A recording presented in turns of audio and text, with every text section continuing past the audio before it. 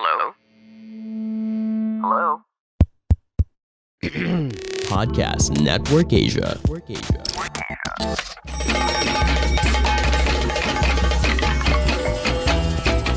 Welcome to She Talks Peace, a podcast that highlights the role of women peacebuilders around the world in bringing lasting peace and security to communities. Eavesdrop on their communities and get to know their stories. From the Philippines to Malaysia, from Indonesia to Palestine, from Myanmar to the United States. Their dreams and hopes for a world without violence and a world where every woman and girl can be whoever she wants to be. Hosted by Amina Rasul Bernardo, President of the Philippine Center for Islam and Democracy. This is She Talks Peace. Salam, dear listeners. This is Amina Rasul of the Philippine Center for Islam and Democracy, welcoming you to another interesting episode on She Talks Peace. And here's my co-host. Hi everybody, I'm Ayesa and I'm based here at Kota Kinabalu, Sabah. Ayesa, you remember our discussion a couple of episodes ago with Dr. Arifa Rahmawati about female combatants in Aceh? Yes, certainly. That was a lot of fun. Yeah, but tragic, the stories that she shared with us, that the women combatants have not received the support they desperately need, even to survive. You know, some of them are actually begging with their children in the streets. That's so different from the experience of our female combatants in Muslim Mindanao, those who belong to the Moro National Liberation Front and the Moro Islamic Liberation Front. Why do you think our Bangsamoro women seem to have had a more positive experience? The situation of female combatants, having them marginalized, after post-conflict development is actually not something that is new. It continues to happen, in many places of conflict-affected areas. So I wasn't surprised at all, with the case of Aceh. But then it's really good that somebody like Dr. Arifa focused, on actual empirical study. And then she really came up with very good findings, which I could relate a lot in the case of the Bangsamoro peace process. While it is true that by and large, the situation of female combatants with the Moro Islamic Liberation Front and maybe the Moro National Liberation Front has improved, but then to me, it's still a work in progress, actually. So that's how I look at it. So in fact, that's why I was telling Dr. Arifa, we should really continue that kind of research, for more people, especially the international community and policymakers to really understand how this kind of marginalization of the interests of female combatants continue to be an important issue. Yeah. I really think that in spite of the UN having passed the Security Resolution 1325 supporting women peacebuilders, there's still a lot that has to be done, in the areas of conflict to really bring out the situation of these women. But Ayesa, you weren't born yet. at the start of martial law, and I remember growing up. I was a martial law baby. Oh, really? But you were sheltered because you were a baby. But at that time in Holo, this was before martial law. This was when then President Ferdinand Marcos was in his second term already, and it looked like he was going to declare martial law. And the young intellectuals in my hometown in Holosulu started organizing. They would have focus group discussions of their own to talk about the dangers we were facing, the oncoming threat. And of course, Nur-Ainee Misuari, who was at the time an instructor at the University of the Philippines, was a key intellectual voice. And many of my cousins and relatives actually supported him. One of them, Desdemona, was one of the leading intellectuals in our hometown. And I remember Marcos called for an election of like a constitutional commission, and Nur-Ainee Misuari was pressed upon to run. And all of us were campaigning for him. Would you believe? I think we were in high school, and we were campaigning for Nur-Ainee Misuari. But largely, it wasn't so much because of Misuari, but it was really because of Desdemona, who was among us young cousins, somebody that we look forward to. But I mentioned Desdemona because she and her sister Ruwaida and so many other young Muslim women intellectuals were at the core, actually, of the movement. But you don't really hear too much about them. I actually did a Google search, on Desdemona, and there isn't much. There isn't much. So I agree with you. We really have to do more research about what women have contributed, right, Ayesa? So that's another research project that we should be doing, Amina. Yeah, absolutely. Speaking of research projects, I did, a short research project, and we call this Revolutionary Peace. Mainly interviewing and collecting audio interviews of former Mnlf, MILF, and even Gerakan Aceh Merdeka and some Southern Thailand revolutionary movement leaders. And I was able to interview a few of the female leaders, mostly from the MILF and from Aceh. But then my challenge was really to get hold of MNLF women leaders. And I have heard already about the names Desdemona and Ruwaida. So I'm really looking forward, how I can find more data about them, because in my initial findings, definitely it was clear that in the revolutionary movement, a lot of the women were involved in the logistics, perhaps in the organization, the management itself of the organization, and to some extent in terms of the policy making, in terms of the as you said, intellectual discussions. But unfortunately, that has not been fully established in the history of MNLF, MILF, and many other revolutionary groups. So certainly there's a lot of opportunity for us to collect this data. And of course, if we have this, then the more that we will, bring to the youth more inspiration that it is possible for women to be part of the women peace security agenda in many ways, not only in terms of government, but even history tells us that even in the revolutionary groups, maybe in some countries they look at it as something negative, but in our experience, the revolutionary groups is actually what brought us to where we are today, with the Bangsamoro people achieving our freedoms. So it is a good thing for our younger generation to learn about the women.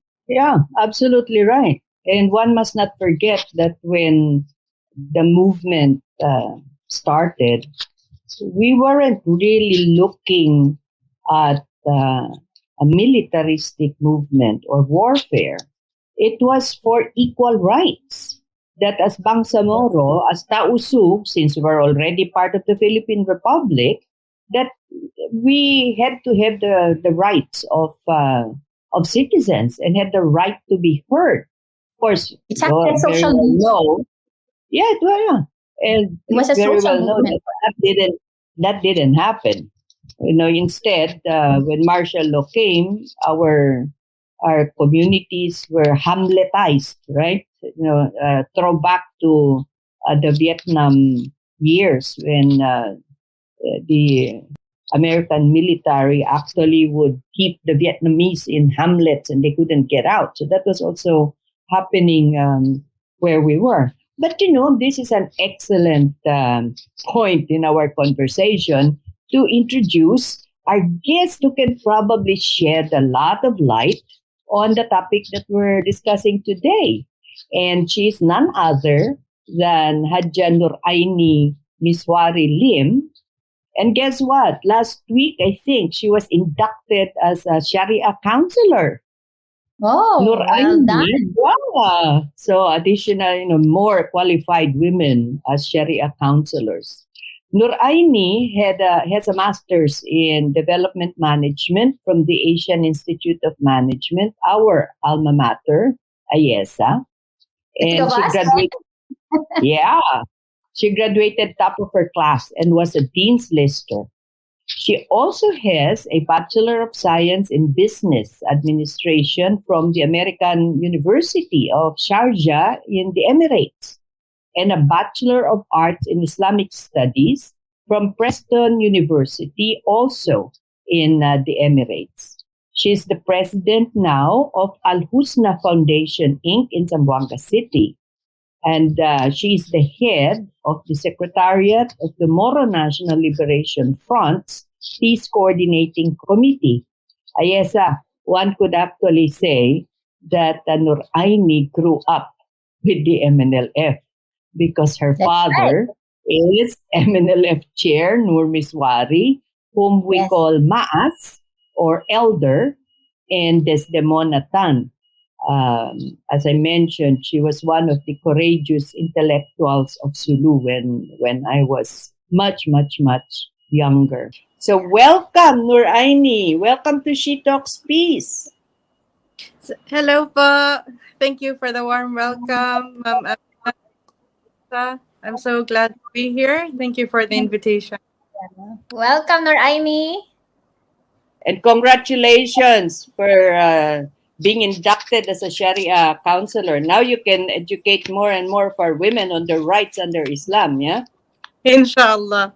That's what I aim to do, hopefully in the next few months and years to come. If you don't mind, Amina, the first question that everybody else would be interested to ask Nur-Ainee should be, how was it growing up with a famous father and a famous mother and very well respected, and then who has helped build the social movement and the revolutionary movement in the Philippines? How was it, Nur-Ainee?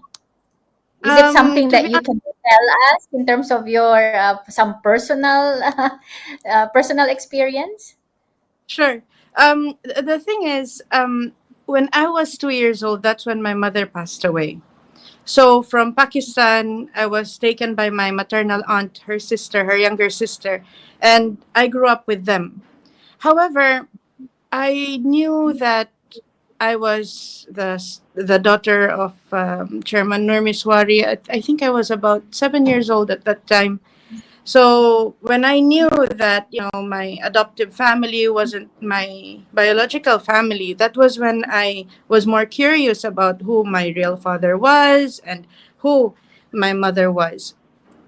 So as I grew up in a fairly civilian life, I had this family who became my comfort, who was able to show me how a regular person grow up, and I was able to see my world from the lens of not as necessarily the daughter of revolutionary leaders, but how a normal child or a teenager would grow up.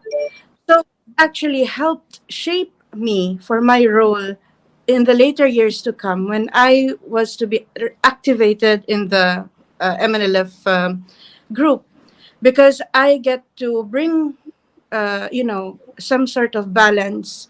I could bridge between, both worlds where we want the ideal and what was the reality on the ground.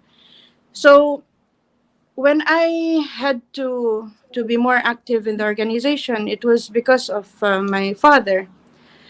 Just when I was about to graduate in 2017, he sat me down. It was a private conversation. I would like to think between a father and a daughter. And he said, it's about time that you play your role in the organization. And I was like, I was hesitant. I was telling him, I haven't really been exposed in the MNLF. I have my own way of thinking about things. And he said, I need someone I can trust. I don't want to be betrayed again. So I couldn't anymore say no at that point. So when I heard my father's vision, consistently from day one until now, I can't help but feel a sense of, gratefulness that I am the daughter of Chairman Nur-Misuari and my late mother, Desdemonat Abubakar Tan. I am grateful for the family and the extended family like Auntie Amina, who, when I introduced myself as my mother's daughter, immediately, you could see the smile and that sense of maternal protectiveness when we met at AIM. So, in a nutshell, I would have to say that the sense of duty and responsibility, more than it being a burden, we look at it as an obligation that we are happy to continue because we owe it to the martyrs of this cause, we owe it to the women leaders, we owe it to the orphans, the widows of this cause, who just wanted a better life, who just wanted a better world to live in and for the next generation to inherit. So I guess that's what makes being a daughter of both Nur Miswari and Desdemona Tan, more than it being a burden or a negative or a heavy um, challenge. We take it as a positive um, opportunity to serve our people and hopefully to continue what they have started. I'm glad that you told us a little bit about growing up, um, and how you got connected to the cause. Because Nur-Ainee, I can't help but feel that the influence of the strong women in your life, including Ka Ruwaida, Ka Roy, who's the elder sister of Des, that they influenced you in how a woman, a Muslim woman, could actually contribute to pushing the agenda of the social movement. And this may have impacted on your own perspectives, because I know that you've given talks about the leadership of women and using your Islamic lens. So um, tell us, Nur-Ainee, what do you think? Because now, very fundamentalist opinions have crept into our community, saying that women cannot be leaders. So what do you say, Nur-Ainee, about the leadership of women at the community level in social movements in the MNLF?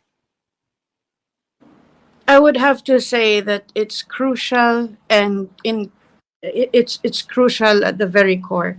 And this is straight from the lips of Chairman Nur Miswari himself.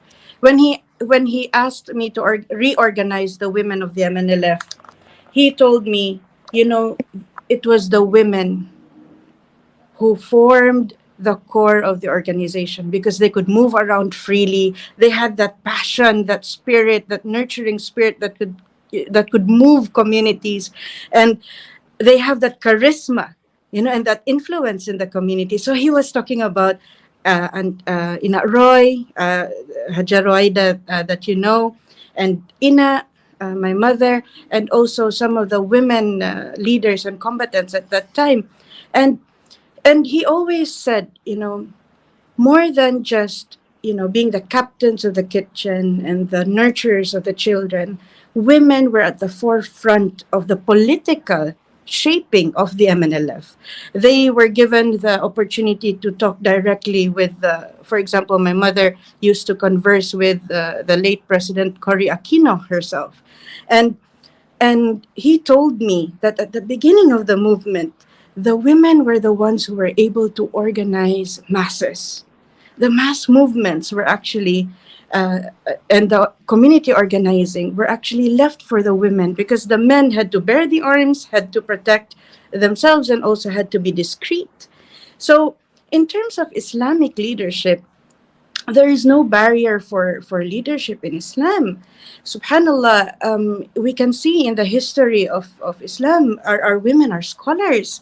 Aisha radiallahu anha memorized the Quran and over 2,000 narrations from the Prophet sallallahu alaihi wasallam. She had a stellar memory, and she wasn't punished for it. Rather, she was celebrated for it. We also had women warriors such as Khawla bin Azwa. She used to ride in battle, and our first martyr was even a woman, Sumaya. So there is that gap that we had to fill right now, especially in our context in the Philippines, where Alhamdulillah, if you look at it, we are foremost in gender equality. There is just a gap where Muslim women have to be more represented. Alhamdulillah, we have someone like Madam Amina at the forefront of it all. As women, the younger generations look up to our senior leaders. So we have a lot to learn.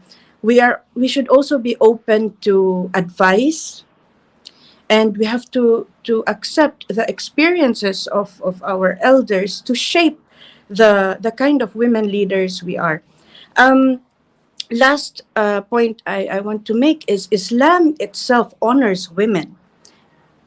Islam does not limit our participation to just a select few titles, as for example wife or a daughter.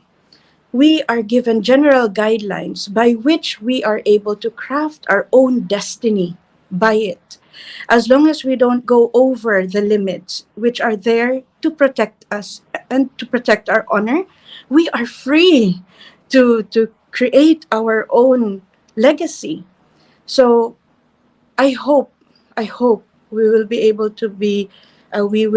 to represent Islam in its original form, where women are honored, and opportunities such as these engagements and conversations are one of them. Wow, yes. Did you know that about Maas? About how pro women that he really was? I actually didn't know that, Nur-Ainee. I knew that he was influenced by your mother and Kat Roaida, but I didn't realize that how supportive he actually was. But Ayesa, that sort of explains why Bainon Caron had a leadership role in the MNLF, right? Yes, yes. Another female MNLF leader. But I wanted to make a follow-up question with Nur-Ainee, because you mentioned already about limitations among Muslim women. Because I'm sure for non-Muslims who are listening and watching our podcast, they have all these questions in their minds. So what are those limitations, for you, as Muslim Well, Muslim for women? example, there are some laws by which we are given, a protection from, like fitna or rumors of, where the society might put us at risk. There are some limitations in terms of, um, for example, ideally, if we were to move around, you know we would have, our companions, we would have our, um so that we don't get harassed on the way, or those are some of the provisions that are set in the Sharia. At the same time, in terms of, perhaps role in society, there isn't much limitations in terms of leadership. For example, a woman can be a governor, a woman can be a mayor. However, there is, a narration from the Prophet Muhammad sallallahu alaihi wasallam about a woman possibly not being the head of a state. So, for example, presidency. And however, the thing about Islam is you are able to look at canonical laws and see where the society is at, and where there might be flexibility or leniency in such cases. For example, if out of all the candidates for presidency, the best possible candidate might be a woman, then perhaps, with proper shura and proper consultation, that might be what is best for the society. So there will always be that um, leeway where what is best for society would supersede any other provisions. So another limitation perhaps would be, we are very careful about um, the concept of modesty, you know, and there are just some, not just cultural norms that we have to take into consideration, but like staying, for example, somewhere and just a woman and a man without any supervision, without any companionship. It's just to protect your reputation and name from, um, negative connotations or opinions from people. So I think this is something that, if you are in the public eye, especially, we are very concerned about our name, about our reputation, because we are not just carrying our individual name, but the people who believe in us, the society that we represent. So we are very much careful about what we do that might hinder and that might derail the integrity of our name. So, with that, I think, in a nutshell, the limitations are actually there to actually protect rather than uh, hinder us from success. Yeah, you're absolutely right about that, and we all very well know that some of these limitations that are intended to protect are these days being interpreted as a ban for women's activism, which is really crazy in many ways, because when you look at our Islamic law, it's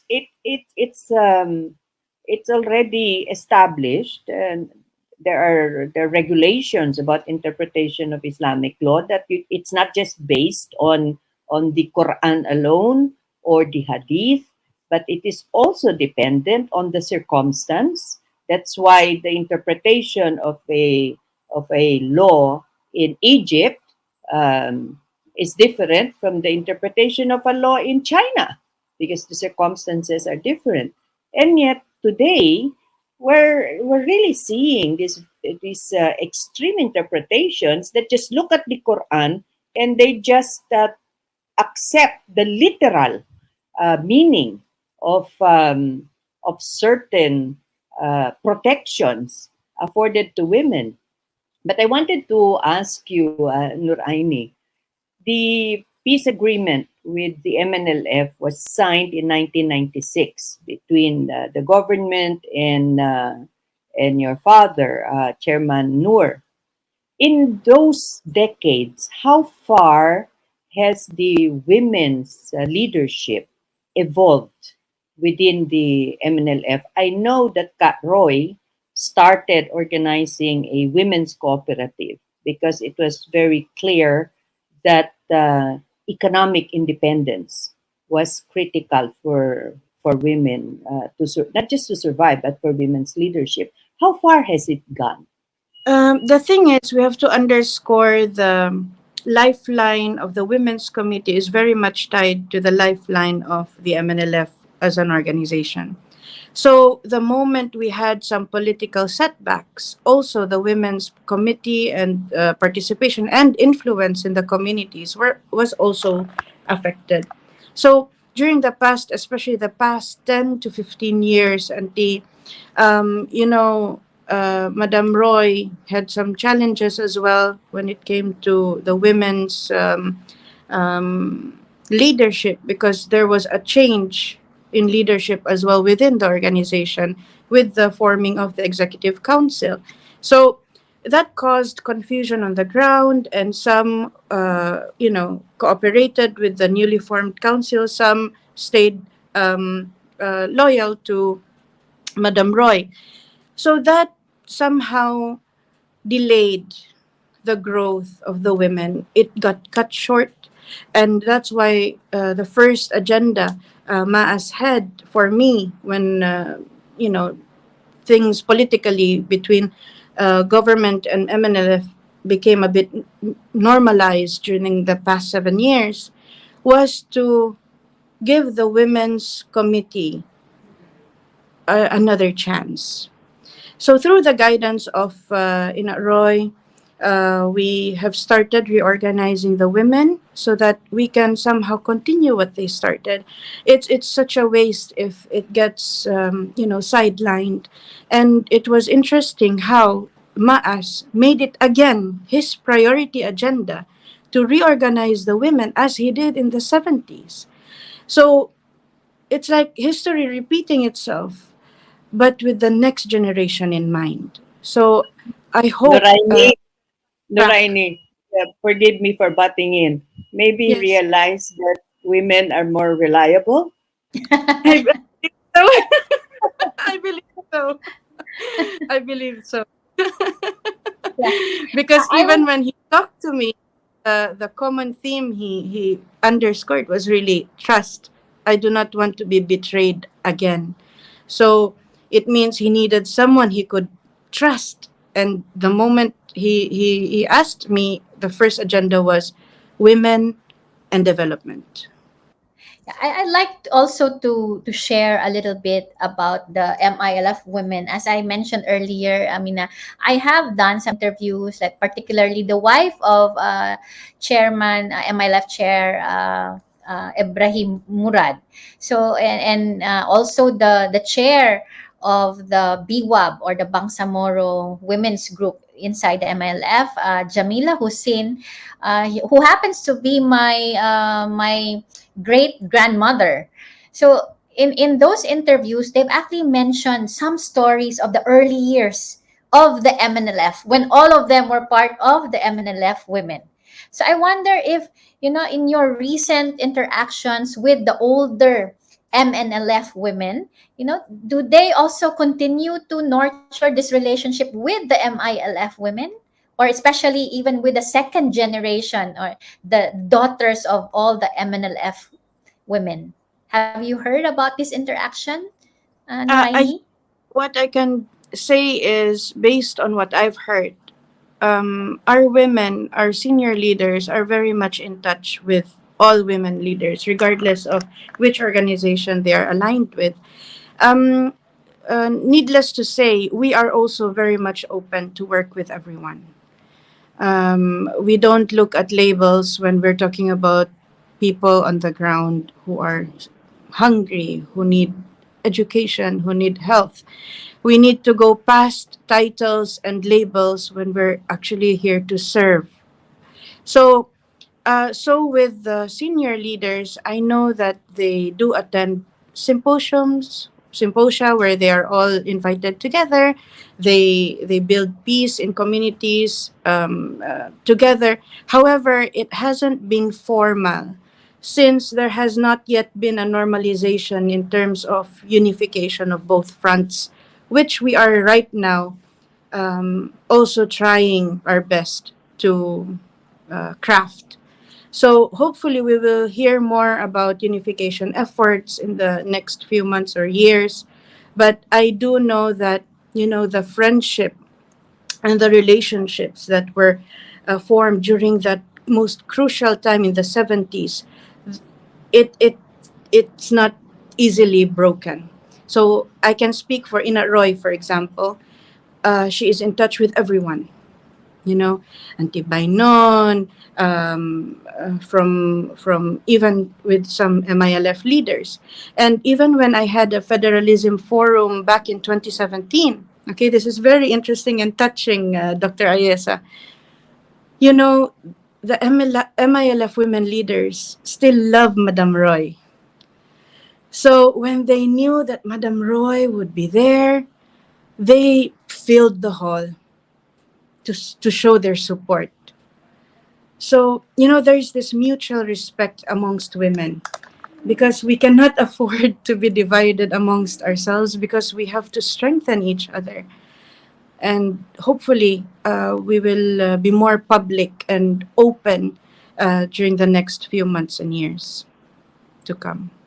By the way, Nur-Ainee, government and the UN organizations have been very supportive of the organizing and empowerment of our MNLF and MILF female combatants. And you have been part of strategy formulation for the MNLF women. Can you tell us a little bit about what are the missions that the MNLF women see for themselves now that there's a 1996 peace agreement, now that there's a Bangsamoro autonomous region for Muslim Mindanao, and in particular, Aini, is there a plan to have a women's political party? Sama kami ni Ayesa. We'll join you there. Inshallah. Just to give a brief overview, we have been working with UN Women and the Office of the Presidential Advisor in the peace process for the past 3 years. And one of the most important programs was the MNLF Women's Project, where we had to formulate our strategies, our mission, and vision. So, what we did was we came up with a vision and mission that would align with domestic and international organizations, wherein our objective would really just be to build peace and sustainable development in communities. We kept it short and simple, but with a very heavy impact, inshallah.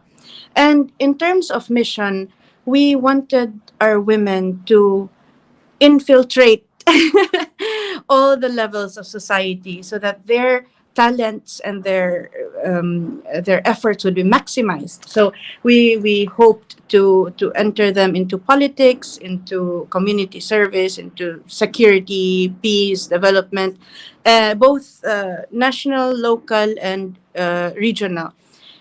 Um, as about a women's political party, it might be included in the political party of the MNLF that is soon to be formed. It has now started with the entrance of our 7 MNLF members of the parliament. And it's very interesting to note that out of the 7, 2 are women, one senior and one junior. And we tried as much as possible to make the selection as diverse, although it's very few, just 7. But, we always know it's all about quality. And hopefully, inshallah, we look at the 73 other members as potential allies. So, I'm excited to hear from you, Nur-Ainee, about all this new mission. It seems like the women are really going forth for this social movement agenda. So They it's seem to definitely, good be that you are. better organized, Yeah. I guess. very much so. So I wish you all the best, Nur-Ainee, in this social Thank you. women movement for women. But then again, you mentioned about the women being part of the main MNLF political party. Have Yes. you not thought about, well, it is true that you can be part of the bigger, superstructure of MNLF, but have you thought about how independent will be the women's wing? Because it reminds me of the situation, the political party system here in Malaysia. Like all the political parties here, including UMNO, they have their own development of a women's wing in as much that they have a youth wing. So is that also part of your discussion? I believe so because the first thing that Maas asked us to do as women was make sure all the women are registered voters. That was number one. He said, make sure they're identified and make sure they are voters. And the fact that he wanted to revive the National Women's Committee, it means he wants an avenue where women can work for women and not subsumed in this huge organization where their voices might get lost. So if you were to look at the direction setting from MAAS and then also now from the strategic point of view that we have done for the past 3 years, the women are really looked at as an independence force to be reckoned with and who would actually strengthen and magnify the efforts of the MNLF organization as a whole. So I am very, very much excited, especially out of 7 members, we made sure 2 are already women. And, if you were to look at the BARM composition right now, we only have 16 MPs out of 80. So even if we only had 7, we made sure at least 2 and not just 1 would be women. So that is just a symbolism of what's to come. The plans of the MNLF, reorganization, and re engagement in the political landscape. To you, Nur-Ainee, is it important to reach that 30% quota, in terms of political participation among women? Is that something that is a priority for you, you know, uh, or do you have any more ideas how to strengthen women's participation in politics? Well, if you are talking about lawmaking, women's voices need to be heard, and no one can pass a law for women more credible than a woman. Agree. Because at the end of the day, you have to make law work for the people. You cannot just pass laws without consulting the ones who will be most affected by them. So I would push for not just even 30% because, women have so much to offer. And it's really a loss for a nation if the women's voices are silenced. Ayasa, how about you and me volunteering to be campaign managers for Nur-Ainee? No. Personally, I'm happy with my role now. Just so in case you're curious, what am I doing now that we have 7 MPs politically? Alhamdulillah, I'm somehow akin to a consultant for all 7, and I'm also part Mhm. of their strategic planning and what bills to prioritize. I also give my inputs as well, and I The am also woman coaching. behind the scenes. So you are the woman behind the scenes, Actually, that's the what kingmaker, Maas as they say, the in the kingmaker. shadows. He said to form a team behind the shadows to help our Yep. MP.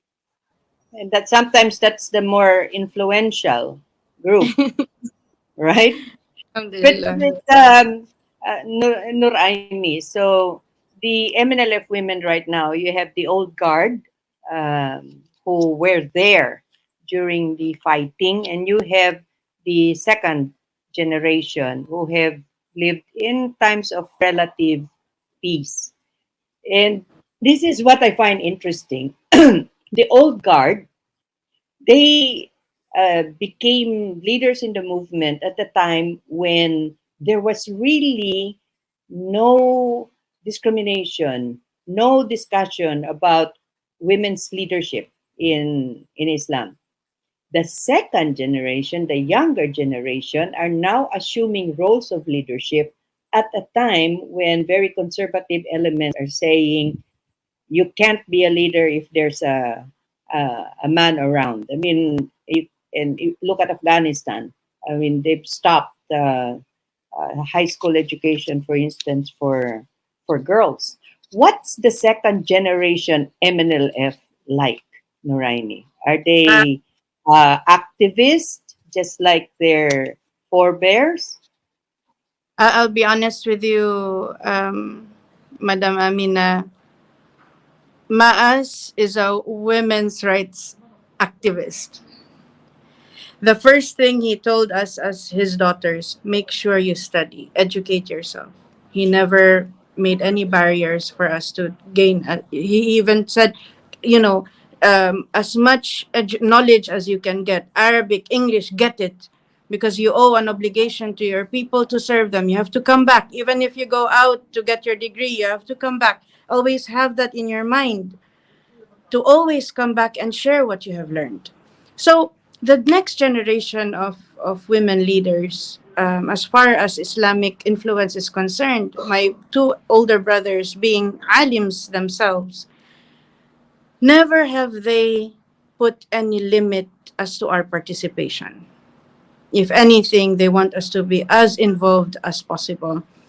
Maas also wants the women to be educated, to be trained, to play their role as educators of the next generation, as the first madrasa of their children, and as the movers and shakers in the community. So this new generation, I would say they are enthusiastic, they are active, and the most powerful weapon they have is they have now access to knowledge and training that the previous generations might not have as much of.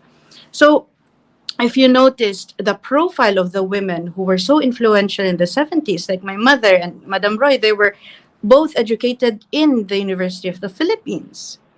So, in our region, our culture, education is very important. So, in this new generation, I believe that criteria for a leader to be knowledgeable, to know how to lead, to be trained, how to be empathetic, to know how to analyze, to have critical thinking skills, and this new world order where it's branded as do no evil, where everything has to be transparent. You cannot anymore have an inauthentic version of yourself because with social media and cameras so easily accessible, you have to really be authentic, and the people can already see who is true and who isn't. So I believe that with just proper training, the next generation will, with the guidance and wisdom of our elders, and that humility and that gratefulness and respect for our history, that might be the perfect formula to be qualified to say that we can move forward and bring the history with us and not forget it. The identity, Dr. Ayesa, the identity of a Muslim Moro woman shaped by the strong women leaders, that is something that would be potent in the economic recovery of this nation, and hopefully to make it yet another powerful nation in the years to come. So I'm not That does limiting it. our women leaders to this region or the Barm or Mindanao. No, our Yep. Muslim women leaders can make a dent in the whole nation. They can actually protect and preserve the peace and security agenda of this nation. That's That how. does it. That really does it, Nur-Ainee. I'm starting an organization, Nur-Ainee for Senator Movement. You're going to be the second Muslim woman senator of this republic. Ayesa, wait, are you volunteering already, Ayesa? Sure, sure, sure. With both hands, with both hands. You're But too kind. I'm really glad that you brought that up, Nur-Ainee, about the role that we must play, not just in our own communities, but in the larger community as well. Because whatever it is that we can accomplish in our small villages will not come to much if outside the national political environment is negative towards whatever equality, whatever autonomy it is that we want to attain for our people. That also has been your experience, right, Ayesa? Well, I'm already stepping outside the country. I'm in another country.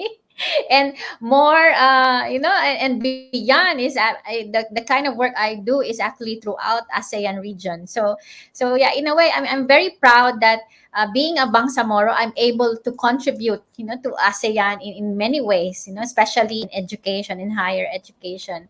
So, but then, even though I'm not often in the Philippines or in BARM, I make sure that I bring and share, all the good learnings, and whether the failures, it includes the failures and successes that we have had, as part of our journey to peace in the Bangsamoro. So that is something I'm always happy to share with our ASEAN brothers and sisters. Well, it looks like we're running out of time again, Ayesa. We need to have a As part two, usual, Amina. second Yeah. episode with Nur-Ainee. But before we It go, cannot it cannot be Nur-Ainee, helped, when women talk to each other, Amina. And then we have this young lady here, Nur-Ainee, who is really, she should remind us of how we were years ago, Amina, right? yeah, A lot of passion. absolutely. That's why I'm telling you, Nur-Ainee for Senator movement. What can I say? So what we can do for you, Nur-Ainee, is we will be behind you. We've been there, we've done that, but we will definitely help you out. When wherever you want to go. when the time comes. But Yes. but before we do that, Nuraini, perhaps you would like to extend a message, give a message to our listeners. We have got listeners in some 40 countries. Most of them are, of course, in the Philippines. And perhaps you'd like to give a message to all of the young women out there who doubt their leadership potentials, and also to the young men who need to be more supportive of women's leadership. So your message, Nuraini. My message to fellow women leaders and um, trust in yourself. There is so much potential in you.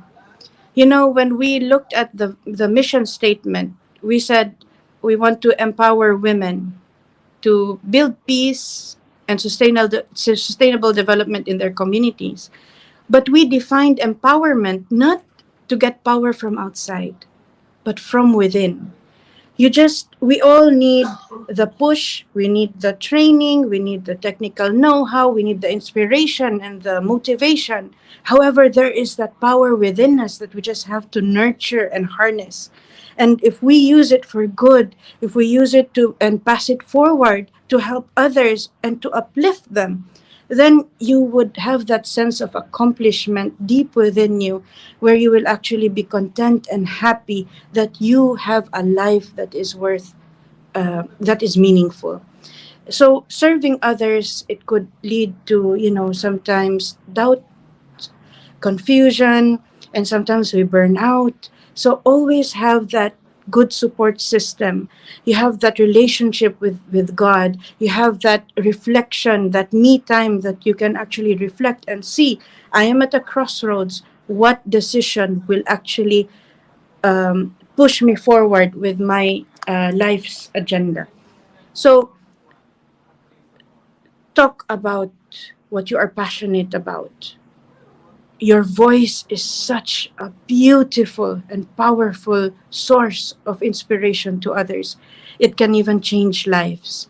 And if you think about it, I will end with this narration from the Prophet Muhammad sallallahu alaihi wasallam. He said, if you see an evil being committed, you have three options. The first and the best option is to change it with your hand. Meaning, if you have the authority, if you have the influence, then change it. Second is you speak about it. That is also power to change what is undesirable and change it to something desirable. And at the end, if you do not have the ability to do the first two, then the third is dislike it in your heart. Meaning, we should never accept what is unacceptable in the eyes of those who are oppressed and those who have their rights taken away. We should always have that sense of empathy, even if we are in a better situation than them. But we should never accept that it is okay. So um, oh, remain resilient. Always know what principles you hold. Don't lose sight of the identity that you have, and always be grateful. There is there are so many people around you whom you can learn from. Always have that humility to know that you don't know everything. So, inshallah, with all these tools, technical, spiritual, and also your character as a leader, inshallah, you don't even have to do anything except just be yourself, because respect is earned. Thank you so much for that inspiring message, Nur-Ainee. I'm sure Kat Roy, wherever she is beaming with pride over the message that you have given, which surely will inspire our young women from all over. So, what can you Ma'am, say about that, Ayesa? Well, I'm also inspired today. Thank you for that, Noraini. You know how it is. I mean, from time to time we get jaded, right? But then when we listen to somebody like Noraini, again, we get re-energized. So thank you so much, Noraini, for joining us today, and I'm sure you will be inspiring more may I also, I forgot to give a message to our men folk, if you don't mind, Okay. Madam. Absolutely important. Go For ahead. our fathers, brothers, uncles, and leaders who are men, help our women achieve their full potential. Do not be their glass ceiling where you limit what are their dreams, where they want to fly. Be the enabler. Because a woman empowered, a woman given the opportunity, is a woman who will be the greatest ally of this society. They are not your competition, nor are they a threat. They are the treasures and jewels of society by which you are given the obligation to nurture and to protect and to maintain. So we have to respect each other's roles, and we have to cooperate for righteousness. And this is in the Quran, wherein we are asked by Allah subhanahu wa ta'ala, وَتَعَاوَنُوا عَلَى الْبِرِّ وَالتَّقْوَى. You cooperate, men and women, you cooperate for righteousness and do good. And hopefully, inshallah, together, as men, as women, as families of society which build the pillars of any civilization, we will soar higher if we just work together and not limit each other's ability to contribute to society. Thank you so much, Noor Aini, for those inspiring thoughts and for joining us today on She Talks Peace. Yes, I cannot help but compare Noor Aini to water, seemingly soft, seemingly without much substance. And men are macho, men are steel. But you put steel in water, and water will find a way to get through the cracks, to get into the depth of the metal and change it. And I think the lesson for us today, for our listeners, and for me as well, is to persevere and, like water, find a way to get through the cracks of the hard metal of men, and perhaps be able to make them appreciate that God did actually mean for complementation between men and women, that our That's right. leadership and their leadership are not in conflict with each other. So thank you so much, Nur-Ainee, for joining us today. Ayesa, your parting message. Well, as I said, Amina, I've been motivated again, and then thank you so much, Noraini. And so, should we continue our discussion on how we can further support Noraini in terms of her Go, go, social go. movement? All the Go, best go, to you, go. Nur-Ainee. So thank you, dear listeners, for joining our conversation with Nur-Ainee Misuari Lim today. And this is Amina Rasul saying goodbye. And join us again for our next episode on She Talks Peace. Bye! Bye, everybody. She Talks Peace is brought to you in partnership with Podcast Network Asia and Podmetrics, the easiest way to monetize your podcast. For more information, check out their website at podcastnetwork.asia and podmetrics.co.